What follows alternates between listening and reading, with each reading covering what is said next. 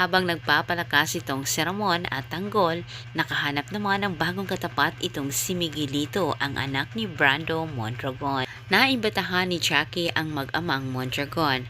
Ang buong akala nila ito ay kanilang kakampi, kasapi nila sa kanilang mga iligal na gawain. Ngunit hindi nila batid ang dahilan sa paglalo ng dalawa, kundi magmanman dito kay Roberto dahil tinutulungan ng dalawa itong si Tanggol at Ramon. Samantala sa kabilang banda, ayaw nang magsayang ng oras itong si Tanggol. Naubusan na umano sila ng panahon.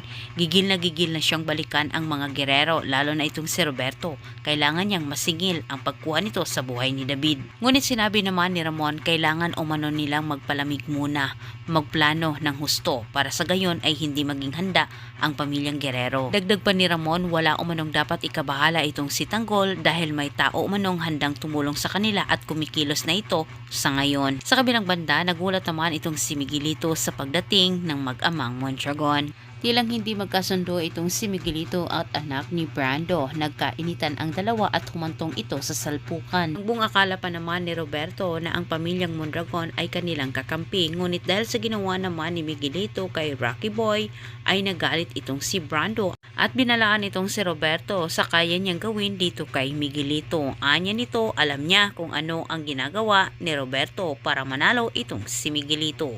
Sa personal na away ni Miguelito at Rocky Boy, tutulungan ni Rocky Boy itong si Tanggol para palitan itong si Miguelito.